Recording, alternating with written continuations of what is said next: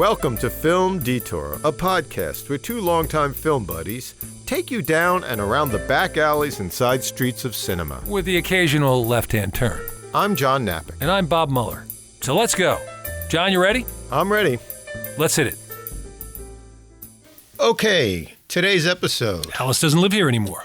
Directed by Martin Scorsese, 1974. One of his early films, just after Mean Streets. Right, which is really interesting to me because this is very much a woman's story. And, you know, we're so used to the whole Scorsese thing of, you know, the Italian guys, Lower East Side. And, you know, there's a tremendous amount of violence that you see. And you see something so different in this, which is really a testament to Scorsese as a director.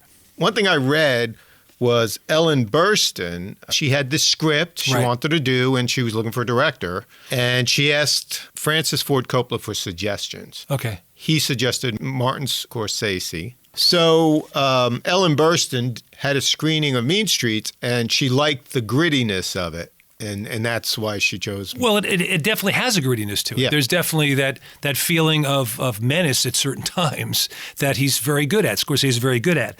Actually, it's the same cinematographer as Mean Streets. Kent L. Wakeford, he also did Black Belt Jones.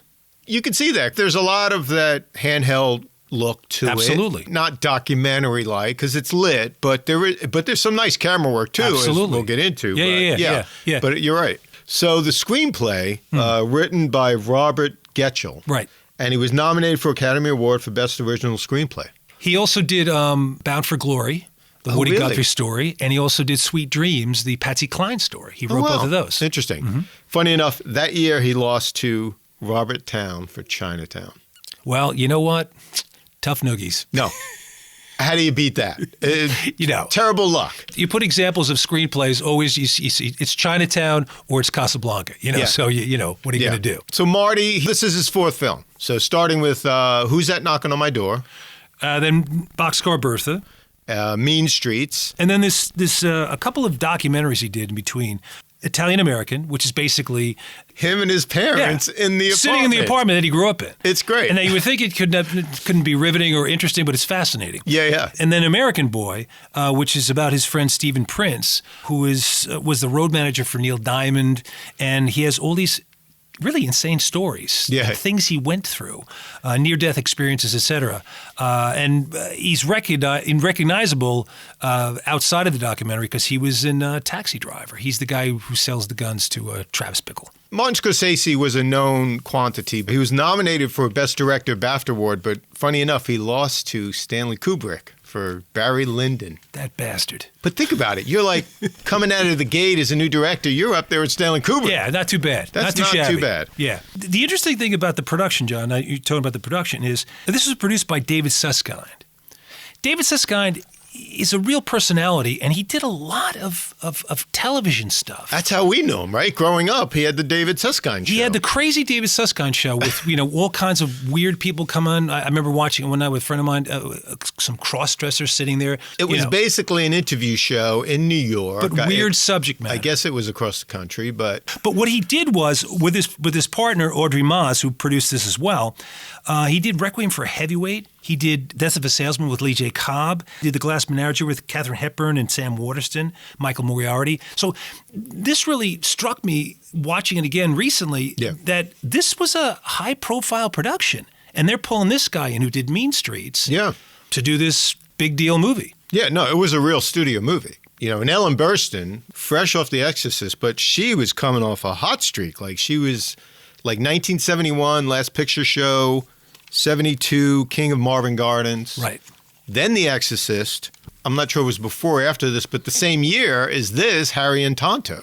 She did a lot of television, too. She did television. Just for early backup, she started in craft television theater in 1958, John. Right.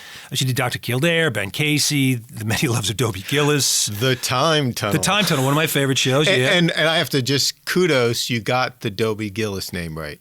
The Many Loves. The Many Loves of Dobie Gillis. Not just Dobie Gillis. Not just Dobie Gillis. Yeah. And The People versus Gene Harris was a TV movie. It was a reenactment, a trial reenactment of Gene Harris, the mistress of the Scarsdale diet doctor, and she's the one who killed him. Accused of murdering him. And I got to tell you, if it was Ellen Burstyn doing that Right. up there, she would have gotten off. I'm telling you right now. She was fantastic. Yeah. And then there's a whole bunch of people in this. The male star, Kris Kristofferson. He's such a natural actor, John. Yeah. I mean, I really am so impressed with him as an actor because he just doesn't feel like he's acting at all. He feels like he's the guy. Obviously, he was a country western writer and musician. Yeah, he wrote For the Good Times, Sunday Morning Coming Down, and Me and Bobby McGee.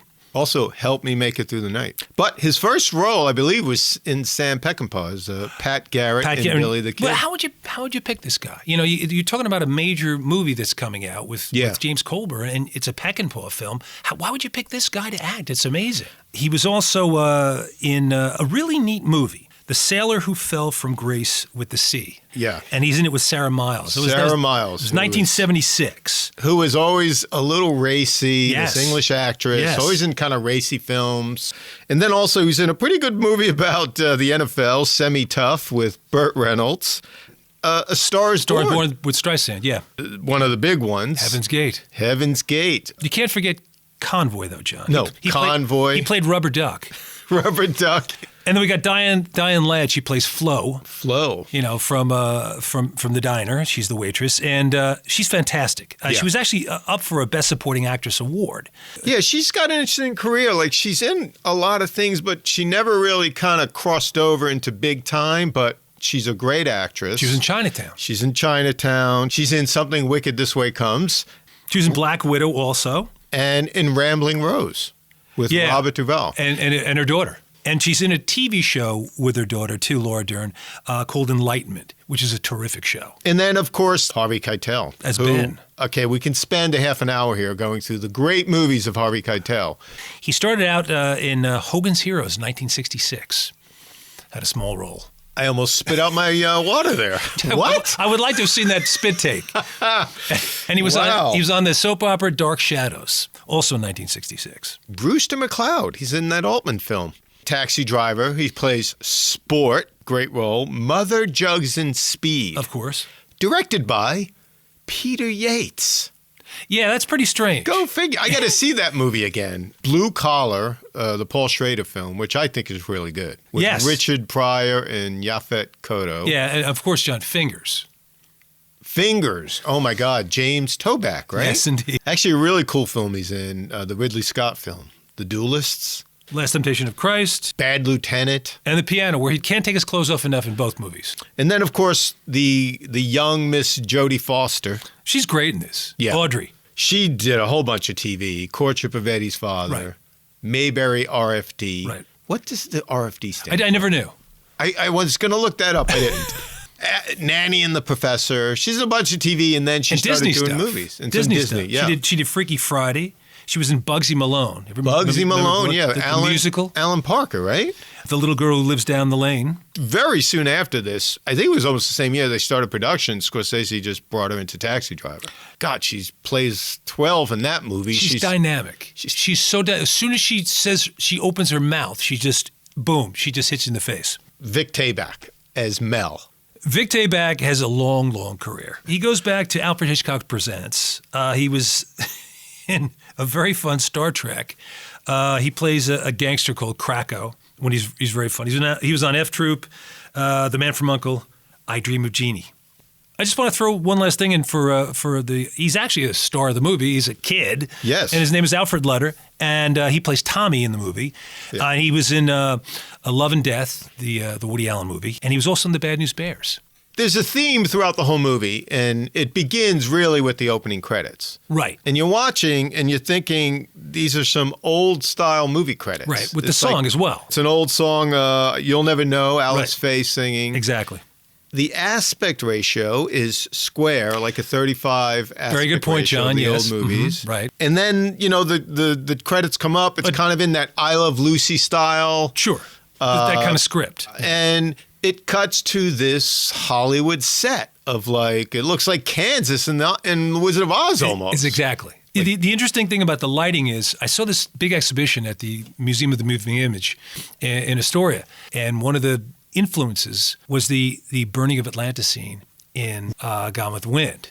Because you could see in this, there's a beautiful like red kind of light. It's almost like the sun's going down and everything's turning red. Yeah. But it's clearly a set, so it's kind of oversaturated. Right. So and it starts. So clearly we're in this old Hollywood kind of feeling movie, and it's this little girl who's Alice. Right. It's the young Alice, Right. and we just kind of get the sense that she's this lonely girl on this kind of farm. She talks to herself, and that's throughout the movie too. And we get this sense, that we are watching this old-fashioned movie, and we have Alice Faye singing from the credits on, and all of a sudden, little Alice says, in somewhat of an adult-sounding voice, she says, "I can sing better than Alice Faye," and we are now taken out of the Scorsese homage, and we're going, well, wait a second, what's that? And where are we going with this? This is certainly not going to be some sort of wonderful MGM musical. And what's really cool, though, is when you cut to the house, you see in the window, like the old Hollywood style, the shadow, the silhouettes of the parents behind the shade. It's just nice little touches. And right away, this guy has studied Hollywood. Oh my Martin God. Scorsese, and then the way the scene ends is pretty funny with her. Like you said, she kind of breaks out of character because everything's this old-fashioned feel, and her dialogue is suddenly very randy. Right. And very modern sounding. Yeah. You wouldn't see a kid from the 40s even attempting to say that. Right. And what does she say? "I can sing better than Alice Faye. To Christ I can. You wait and see. And if anybody doesn't like it, they can blow it out their ass." And then suddenly, in a very Scorsesean way, there's a big screech on the soundtrack. Yes. The thing kind of just zooms back. It's almost like the TV's going off or And something. we jump forward 27 years to the present day Alice. Yeah. And it's a really great opening. It has this high dolly shot that's just moving in and dollying in along the neighborhood. Socorro, Mexico, the title says. There you go. And we have Mott the Hoople come in. Yeah. Which is a great piece to use for the opening. Ian Hunter says it's a mighty long way down the dusty trail as it moves in toward the house, and there's just dust coming up all over the place. So it's a nice cut. It's a nice feeling. You get a sense of you're thrust into the modern day. And then it zooms in on the window, and through the window you see Alice sewing on a sewing machine. A real housewife type thing to be kind doing. of like the American dream. Right. It's like, and that's kind of the theme, like Alice's idea of what the American dream is, what her life should be. So she's singing at the sewing machine, but you can't hear it. Right. All you can hear is all the way from Memphis. All the way from Memphis. Memphis. It cuts to the kid, her kid, obviously, laying there with speakers on either side of his head, just blasting it as loud as he can. Poor man's headphones. That's how kids used to listen. You'd be on the floor, you'd have the speakers on either side of you. And I love the cut to the bedroom, and you see this man in bed. You don't see his face. No, you see his head. You just see his legs. He's just on a the body bed. with legs and boots on the bed. And that's it. Like this whole family set up in 3 shots, basically. Like mom at the sewing machine, the kid listening to rock and roll, and the father's like hiding away in the bedroom. Just reading through a magazine, waiting for dinner. So right away, we also established that Alice is this person that talks to herself a lot. It's almost like she's got to lead this life in her head. Like her husband doesn't talk to her. She talks to the kid. He's got like snappy responses back at her. It's just blasting the music to be a ball breaker. And his mother finally comes in because the father screams and says, "Alice, shut that crap off." Right. And the mother comes in and says, "Look, why do you have to do this? I'm going to start a fight with him. Why do you want to do this to me?"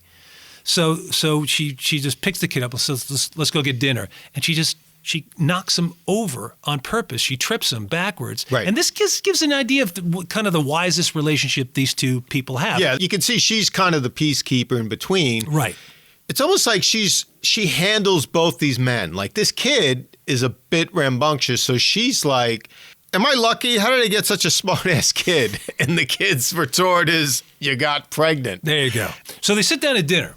And it really sets up the whole family dynamic. The father's pissed off. The mother's trying to please, and the kid's just sitting there, being a pain in the ass.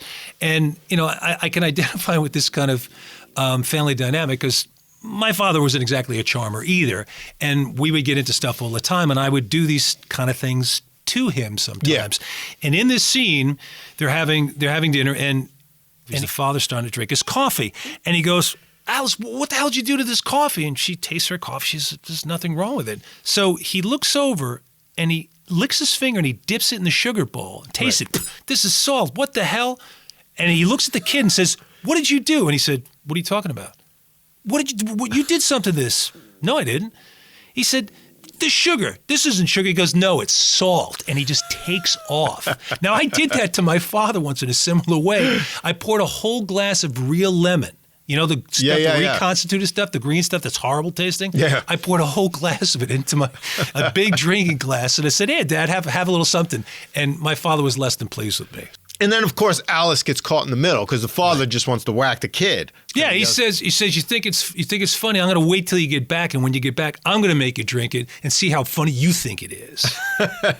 And then you see how frustrated she is because you hear the screaming, and she like bangs on the door. Like she's alone. She just bangs on the door, and it's like she yells out, "Socorro sucks!" And it's like you could just right away. It's like something's off with her. Like I feel so bad for her in this movie. You know, I feel, especially in the beginning scene, the husband's really an SOB. And until you get to a certain point where they're sitting in bed together, she turns over and she curls up and she just starts crying. Yeah. And for the first time, you see the husband's face change and it softens. Right. And he goes in to comfort her and they just kind of sidle up together, you know, spooning. And she puts her arms around him from behind. And that's a tender moment for these two. And what I get out of this is, you know, this guy's a real prick, but I get the feeling that he blames her for getting pregnant in the first place. He feels trapped. He's driving for Coca-Cola. He's got a wise-ass kid. You know, How did I get into this? You know, she got pregnant. That's what I feel. They're in bed. They're not talking. He doesn't have the words to cross this bridge in a way. They're like separated. Yeah. And he's frustrated, but he's a human being because he still tries to comfort her. Yeah. It's a really interesting terrific touch scene in this movie because normally he would have been the screaming asshole. And that would have been the end of it. But it's a very nice way to end. But once again, now I attribute that to Scorsese. Now I'm not gonna undersell the script, but just the way Scorsese handles these type of scenes is really impressive, especially in this movie. So then we cut. There's a nice scene of her talking to her friend outside.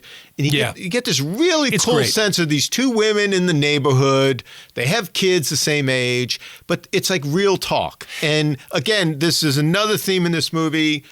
You know, it's the women's move, beginning of the women's movement, early 70s. They're not really a part of it, though, John. No, but they're very independent women, in a way, and it's almost like this is how real women behaved, and you get a sense of that from this conversation. And it's just this very funny talk about men. That's the funny thing. They're talking about all these different things, you know, about her husband and he's mean and whatnot, and then they get into this thing where she says, you know, I can do without a man. And she said, unless, of course, it was, you know, someone like Robert Redford. You know, that might be a different story. I hear he has big feet. And her friend says, well, what does that mean? And she said, I heard somewhere that that's a sign of something.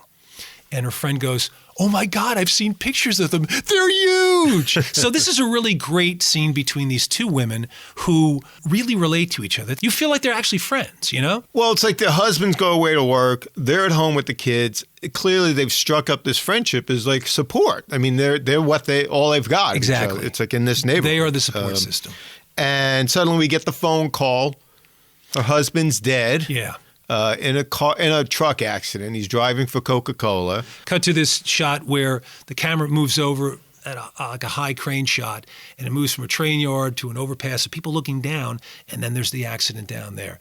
Her husband has gone through the windshield. He's all bloody and whatnot, and there's a woman down there where I guess she cut him off or something, and she's telling the cops, and the cops are kicking the Coca-Cola cans off the highway and stuff. It's a really great shot. And so, like, this life of hers is suddenly over, in a sense, because we cut to the funeral. Right. And somehow they talk about work, and she's like, the only job I ever had was singing. So she's never really worked. She was a singer in a previous life, we learned. When she was young. And then we see her singing this really beautiful Richard Rodgers and Lawrence Hart song, Where or When, at the piano. Right. Really gorgeous rendition. She's got a really nice voice. I agree with you. I love the version, but I just feel that she was really trying to work her way through it somehow and figure out what the hell she's going to do to make some money. And then we cut to a lovely scene when they're getting in the car. They're leaving for California. Tommy's talking to his friend through the window, and she's got to say goodbye to this friend of hers. And it's just a really... The only friend she has. They're so heartbroken because you just imagine this is the 70s. There's no smartphones. You're not going to Skype. You're not going to see this person again. She's moving like 3 states away or whatever. In fact, Alice says, I'll write. And the woman says, no, you won't. Everybody says they will, but they never do. It's a real scene. It's heartbreaking. It is. And they drive and they leave and they leave them behind. It's very touching. So then we cut to the road, and of course, wise-ass Tommy, the first thing he says, as soon as they get in the car and they're driving away, are we there yet? You just want to backhand him. Right. He's just breaking balls. And once again, Scorsese, he just knows how to pick the perfect music. It's Elton John's Daniel, and it's just, you're expecting it to be this kind of warm and loving kind of thing. They're playing games together, they're doing things, they're pointing out things together. No.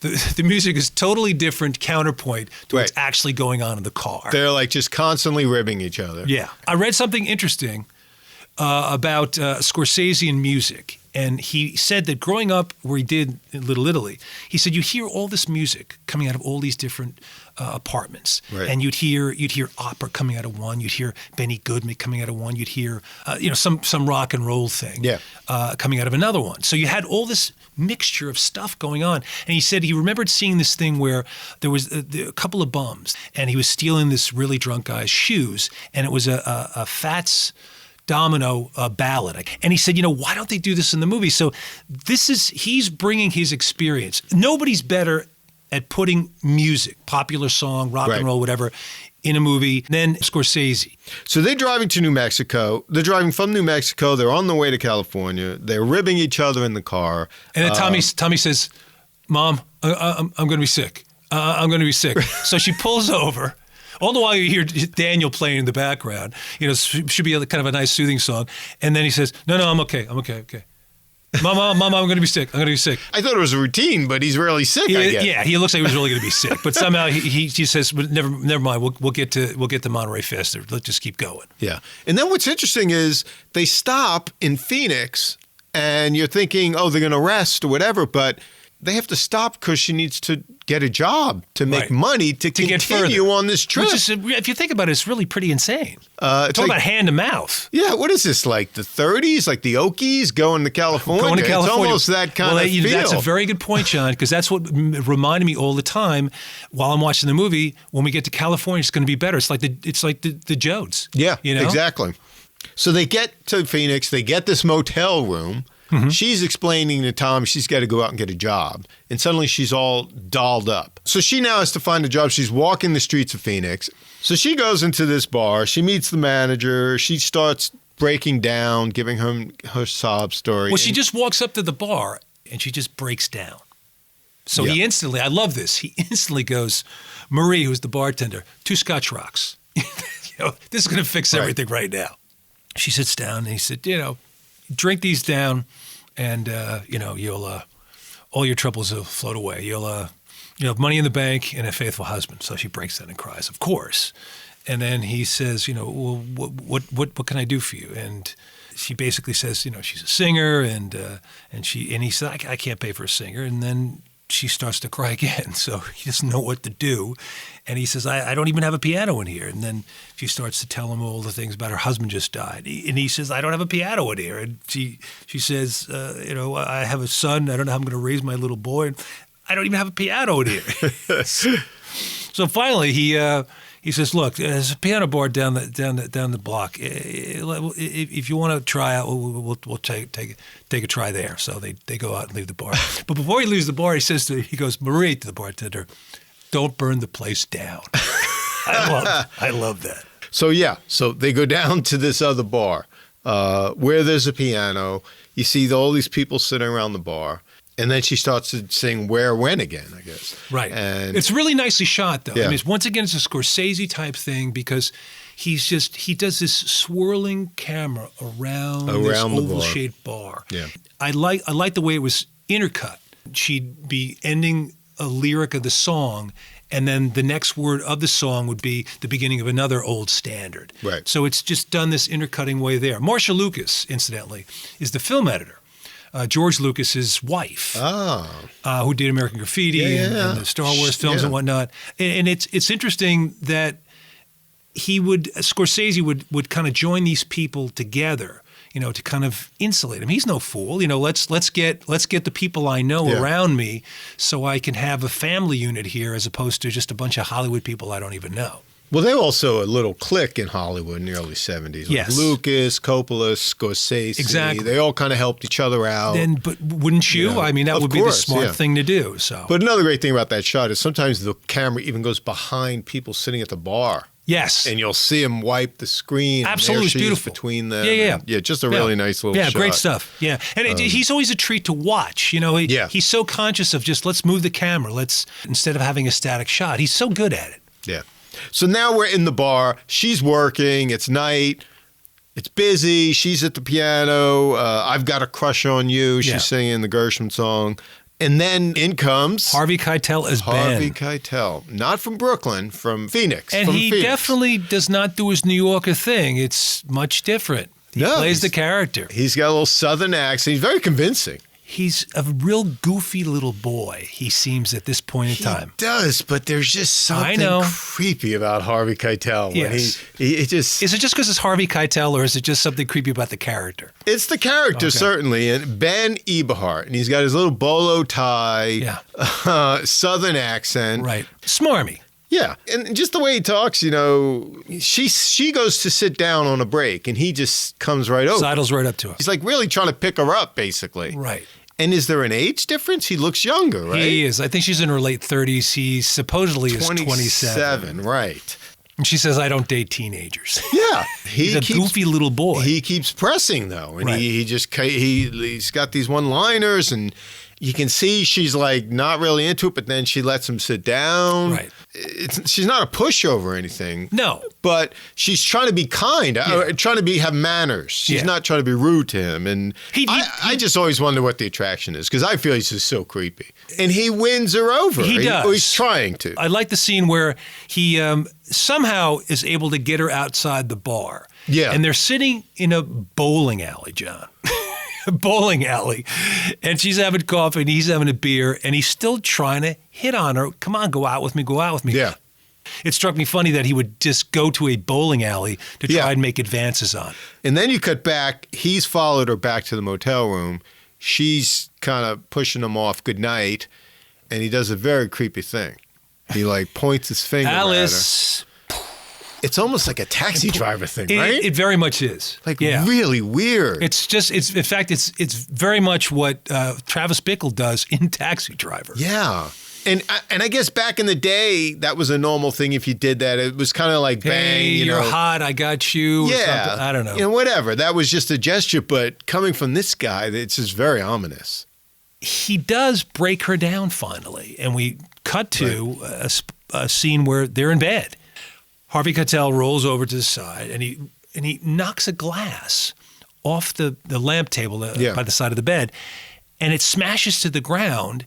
And Alice says, "What was that?" And he goes, "I don't know."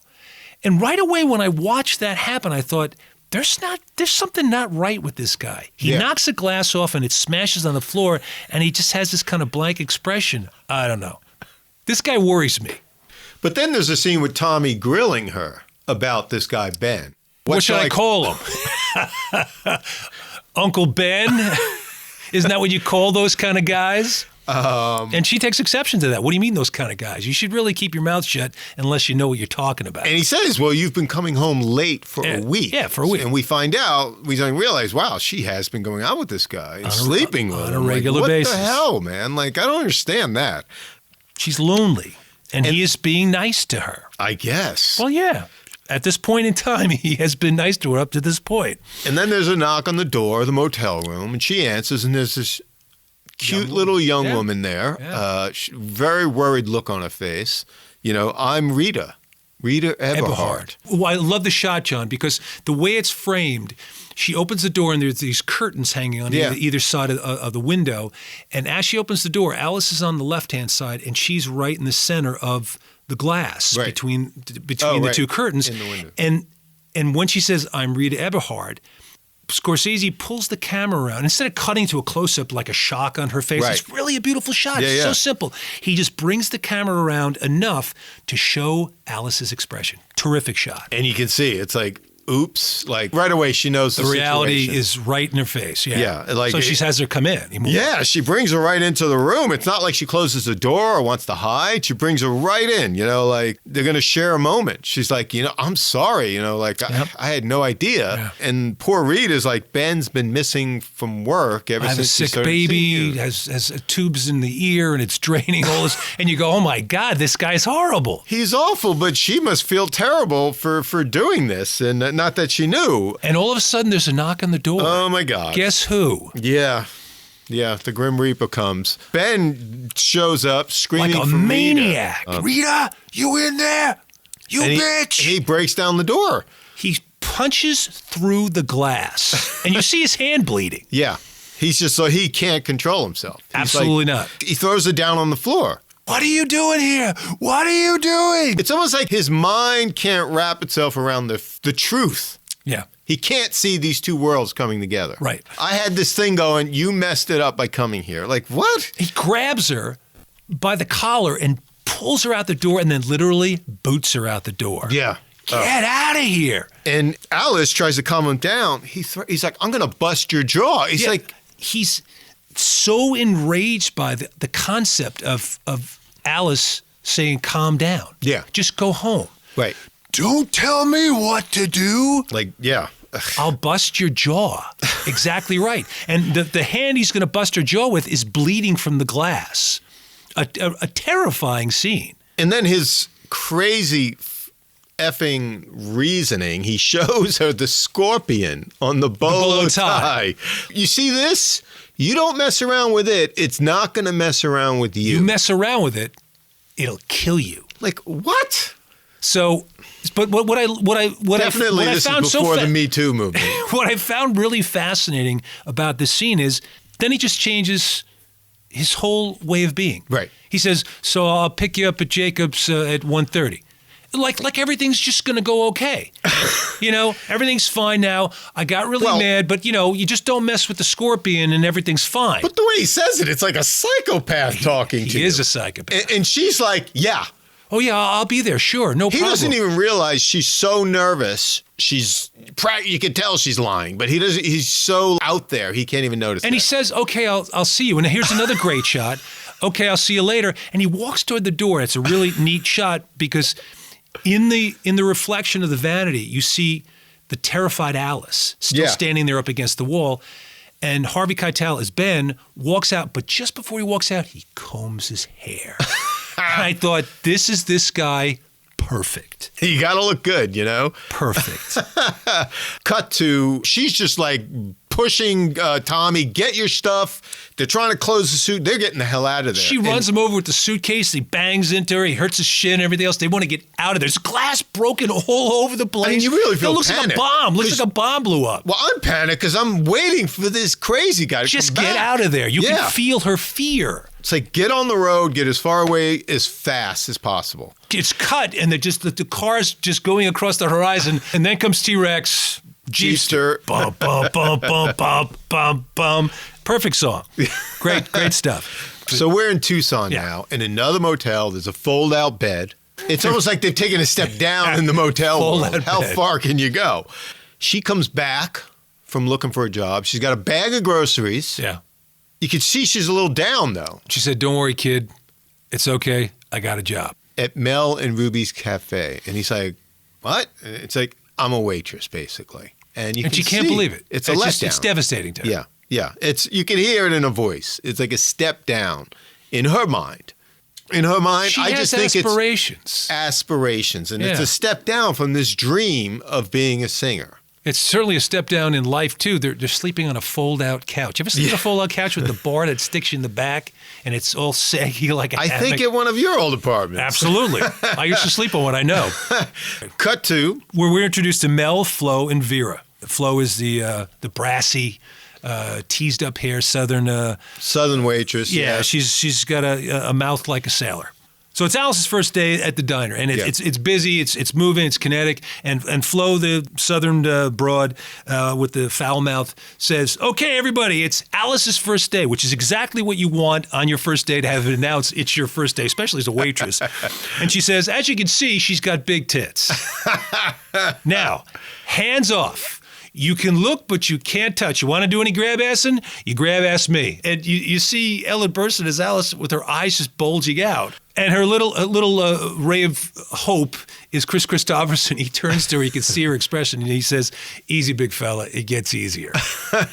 So Alice goes up to Flo, and, she's basically, "Look, keep me out of your jokes." She didn't appreciate the whole thing. But Flo is taken aback. Yeah. She's not a bad person. She's a brassy broad, but she's not a bad person. No. But the thing is that Alice does not need this shit. That's she doesn't basically need what it. she's telling her. Look, do whatever your little song and dances with the fellas, but Right. just keep me out of it. Well, Flo's reaction is, "I would hate to have breakfast with you every morning." So suddenly we're back at the motel. Right. Things are a little better. Maybe This they're making is the some first money. day. She just came. She came back from the first day, and she bought some pizza. She got a couple of sodas. But I was saying, she has a little money now. Yeah. If she, coming. She made and $17 in tips that day. There you go. So she can buy pizza, some drinks, whatever, and she's there with Tommy having dinner. And Tommy starts, giving her shit. Yeah. And says, so how long will we have to be in this hellhole for? Which is, the mother is having a tough enough time. She had her first day as a waitress, and now this kid once again is giving her shit. When are we going to get out of this hellhole? So she takes, in a playful way, just to bust his chops back, she sticks her fingers in her drink, and she spritzes him with her fingertips. Yeah. And it knocks him back. And he said, "Mom, you better knock it off." So she does it again, and again, and again, and again. "Knock it off, Mom." And again. Finally, he takes his whole drink and throws it, boom, point blank, right down her chest. What's great for me is they have a really great relationship. Even though the kid's a pain in the ass, they can kid around together like buddies. And it's really, really fun and refreshing to see, because you don't really see that a lot. It's also like an indication of her, indefatigable spirit. She just, no matter how low things get, she still has that little kid in her. Absolutely. Yeah. And they really are able to tap into that little, it's like older sister and little brother or something. Yeah. They can just mess around. So suddenly we're in this alley.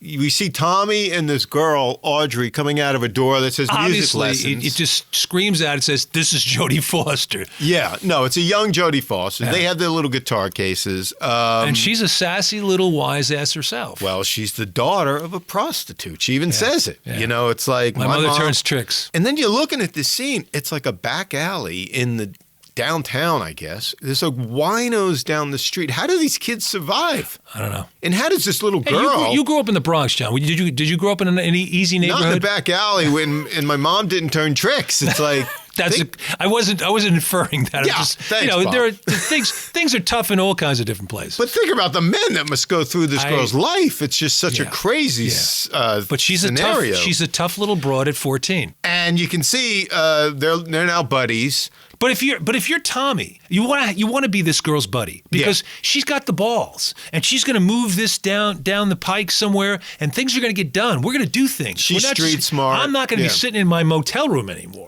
There's a scene in the diner. It's busy, and one of the waitresses, Vera, is gone, and nobody can find her. And Mel keeps saying, "Flo, where's Vera? Flo, where's Vera? Flo, where's Vera?" And she doesn't answer him. Finally, after hearing for the 15th time, she says, "She went to shit and the hogs ate her." Alice just kind of breaks up. She puts her face to the wall, and she almost looks like she's crying. So Flo comes up and says, "I'm really sorry. I didn't mean to make you cry." And she just howls with laughter. Right. She looks like she's crying. She turns around. We see it's laughter. And Flo says, "You like that?" And she says, "Oh my God, I hate it. That you have a worse mouth than my son."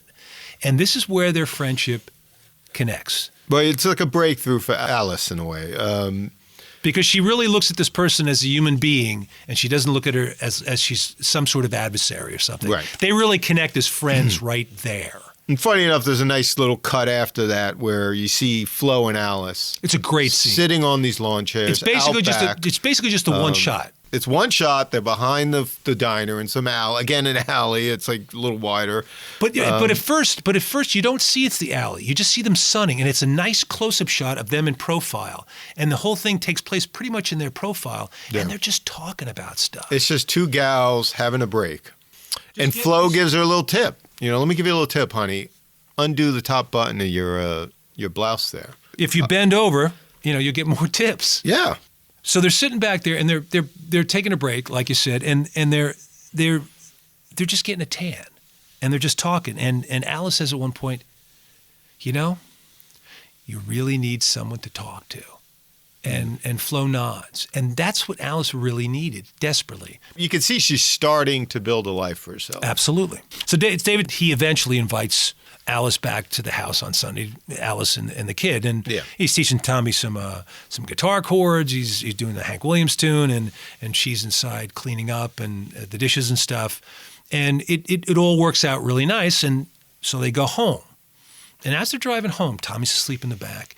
And through the back windshield of the pickup truck, Alice lights a cigarette in her mouth and then passes it over to Kris Kristofferson, and he puts it in his mouth. And to me, that's a very intimate scene. Yeah. And that says to me that Alice has been broken down, that she sees this as a good guy that she can actually trust.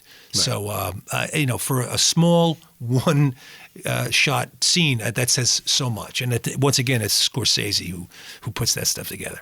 And it's one of the few, probably only relaxing day it seems like she's had since they moved out of Socorro. Yeah, that's true. So the next scene, funny enough, is they're having a birthday party for Tommy. Right. What's funny is I realize she broke his promise. Like, she told him they were going to be in California for his birthday. Life happens, though, right? Things, you can't get there. You run from a crazy person. You need a job. So here we are at David's. Tommy's dressed up as a little cowboy. Right. That's his birthday present from his mom. And he enjoys it. He's suddenly a kid. He is, but he's a weird kid. Oh, yeah. Because he's pretending that he's some sort of a carnival attraction that you put a quarter in. Right. And he's going to be the quick draw. Right. And he says, put another quarter in the slot. And he keeps doing it to both Alice and David, and they're looking at him like... Well, they're sitting on the couch together, and it's clear. They're like intimate. Cuddled in. Yeah. And Tommy is kind of the one left out. That's the feeling I got. Yeah, that's a definite point, John, because I felt the same way. I actually felt kind of sorry for Tommy because she's lying on the couch and she's like, will you just get out of here? Yeah. But this is his birthday party. Yeah. And she just wants to sidle up against, her man at this point. That was kind of rude of her in a way. So. You're like, because you do get you see Tommy kind of like feel lonely in a sense. He's left out. Right. And there's a cut. He's not walking around with the cowboy hat and stuff. He's just sitting down with David learning guitar chords. Right. But, this time he doesn't want to learn the guitar chords. He says, my hands are too small. I can't do that. Well, he's trying to learn this difficult A7. Yeah. So he's feeling pain trying to get this chord. But he's being whiny. Of course, he's being whiny. He is a whiny kid. And David really doesn't want to take any crap. He says, just do the chord. Stop being a baby about it. Yeah. And then Tommy just says, how about this? I don't do it at all. Yeah. He gets up and walks away. Right. And then goes put on the stereo, blast it loud, like in the early scene with his father. Yeah. Just trying to piss him off. He's blasting T-Rex. David grabs the record, throws it across the room, and smashes it. Across the room. So much for Mark Bolan. And then Tommy gets pissed off, and he says, I don't want your shit-kicking music. And he takes one of the plates that had cake on it, and he smacks David in the face. And David gets really pissed. Yeah. He grabs him and whacks him on the ass. Yeah. And the kid goes flying across the room. Now, I have to say that was not enough of a swat to knock you across the room. I mean, it's a shocking scene in a way because you're like, suddenly you see David pushed to his extreme. Well, I think it's a shocking scene to us nowadays because, you and I didn't hit our kids. Back then, kids got smacked on the ass. Yeah, my mother my mother Yes. broke numerous wooden spoons on me. Me too, John. Just one whack. Join the club. I didn't feel abused. It was just a thing. Join the club. But, But David's not his dad, so that was and suddenly understandable. you see Mother Hen, you see Yes. Alice suddenly she just what? lays into him. Yeah. Did you hit him? Now, David was a little shit. She didn't see all of that took place. That's not really fair. She was in the kitchen at the time, but I felt for David. Oh yeah. I wanted to give the kid a smack. Yeah. You know? So how can you be, sort of a surrogate father to some bratty kid? Well, once she gets angry, it's like he's in for a penny, he's in for a pound. He's like, Right. what's he going to I mean, maybe he should have just stopped and apologized, but Yeah. it's an upsetting scene because It is. there's relationships suddenly, like you see it. It dissolves. What's happening? Because just a few scenes before that, it seemed like it was all going so nice. Yeah. And then it's done. She walks out, and that's the end of that. So Tommy is already walking down the street. So she gets him in the car. He's upset, obviously. Yeah. And then he just lays into her. He starts giving her a lot of shit about getting to Monterey. She said, we're going to be there for my birthday. He Right. said, Yeah. we're going to be there. We're going to be there. And Alice has just had enough. And she says, if you open your mouth one more time, I'm going to nail it shut. So what does the kid do? The wise-ass kid do? He opens his mouth. Not a word comes out of it. He opens his mouth as wide as he can. And his mother said, I'm telling you, I'm going to nail it shut. He takes his fingers and pulls his mouth open even wider to taunt her.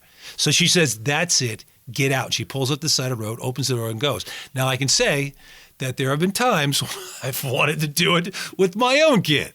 You just know that feeling. Your kid's Leave him taunting there. you. You're taunting. Yeah, you kind of feel like you think you're so tough. Let's see how you Get handle out. this. Exactly. But it's nighttime, and she drives off. Yes, but she regrets it very shortly afterwards when he's not back at the motel. I was shocked. And I know that feeling as a parent. Well, I have to say, I was shocked that the next cut is she's back at the motel. I'm like, what? I mean, if I did that, I may have driven up the street and stopped, let the kid catch up to you or whatever. I'm like, she actually left him there? But I guess they weren't that far because she went to the motel room to look for him, and she's freaking out that he's not there. He's not. Of course she is. Like, So she how do you drives find around, this she kid? drives around, she drives around, she drives around. And then there's a really neat scene where she just pulls off the road. And the camera comes in on the outside of the car through the windshield. You can hear her crying. I mean, sobbing and sobbing. Yeah. But what I thought was really neat was, and I feel like it was done purposefully, is that she's sobbing, but it's all inside the car. Nobody can hear her.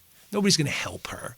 Right. It's all enclosed. She's created this problem, and there's no way to get out of it now. And she doesn't know what to do. And it's almost like everything is just crashing. Absolutely. Her whole life. Absolutely. But there is a funny cut to Tommy at Audrey's drinking Ripple, getting drunk. And then finally she gets a call late at night, right? She goes running to the phone booth because there's no phone. You see her even in the running place. outside the motel to the phone booth, and He's at the police station. He's at the police station. It seemed like some kind of juvenile court, maybe. Because You're right. The guy wasn't even in a You're right. He cop wasn't in a uniform. uniform. And there's Audrey with her mom. Yeah, the prostitute. So there she is picking up the daughter. And Tommy's in a cell. He's like in a room, basically. But he's not in his clothes. His clothes are in a paper bag because he basically threw up all over himself. So they gave him a sweatshirt. Jodie Foster leaves the scene and says, "So long, suckers." What a tough kid. Yeah. So next day, they're over. You see both of them in bed. It's clearly they've overslept, or she has. So she gets to the diner and she breaks down in front of Flo. Right. She's just had it, Everything's just coming to a head here. And there's a really nice shot.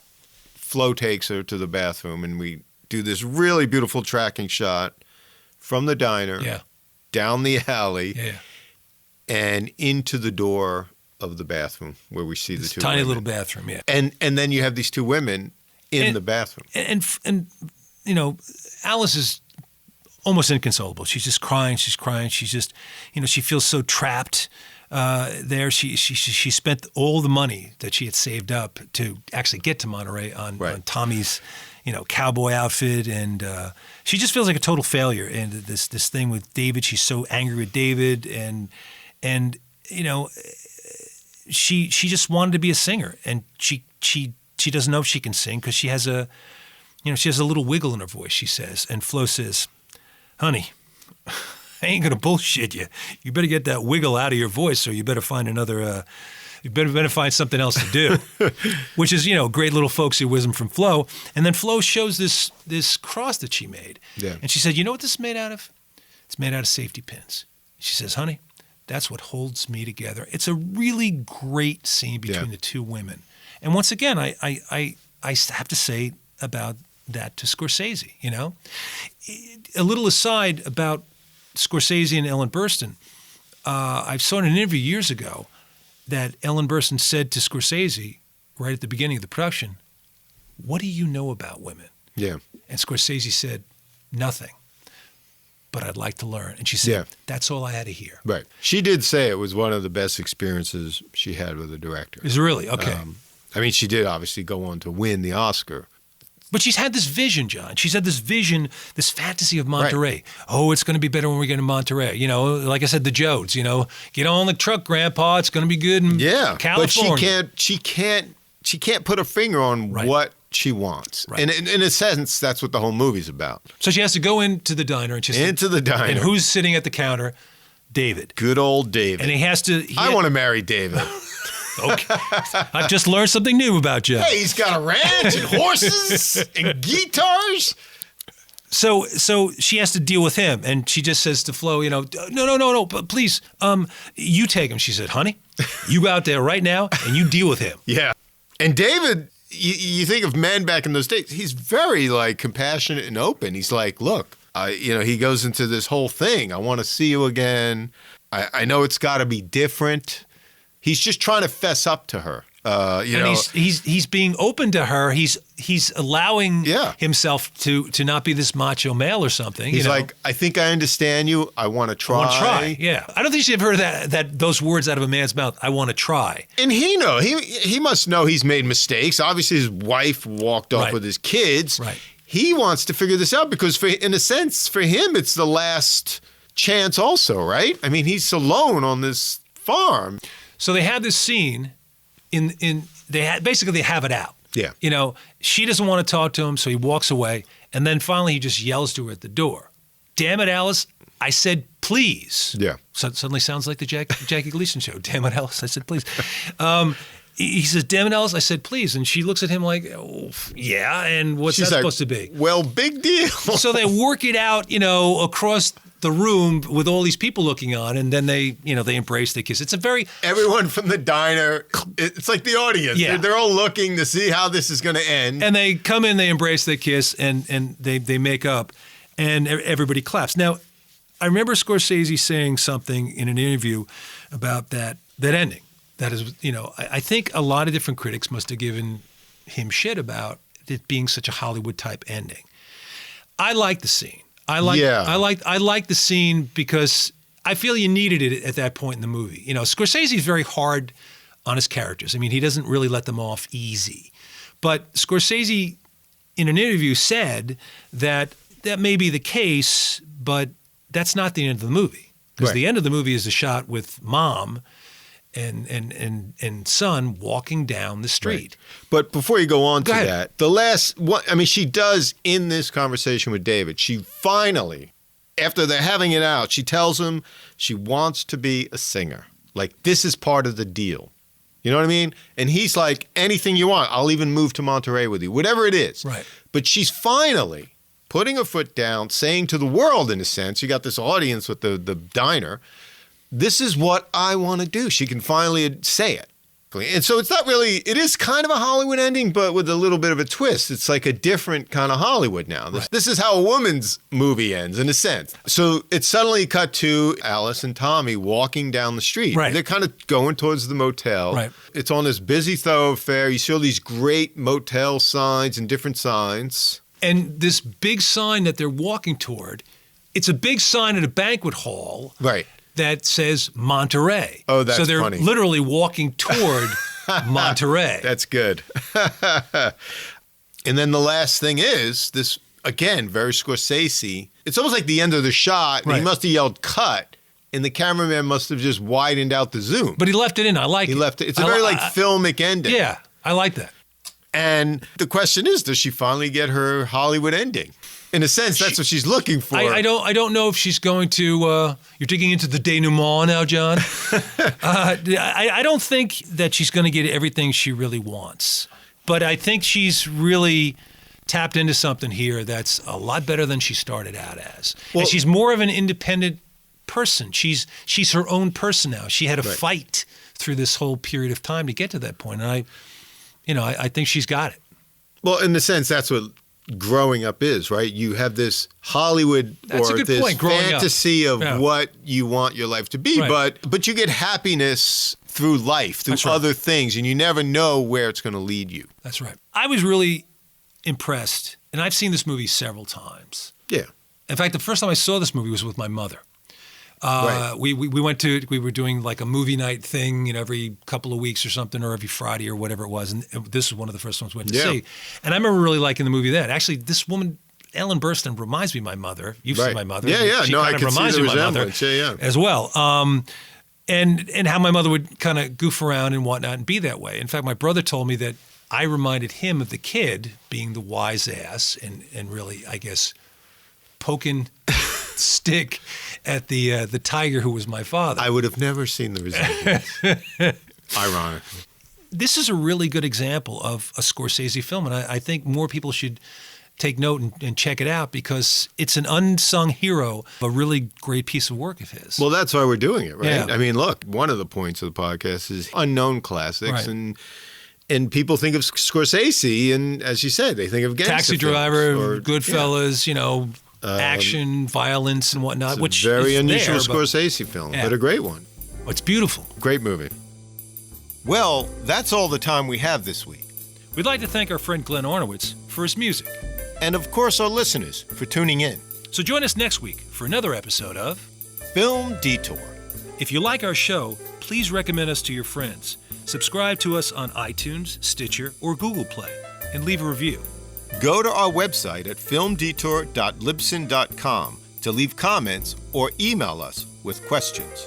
That's filmdetour.libsyn.com. You can also visit us on Facebook, Twitter, and Instagram. And you can also find us on YouTube.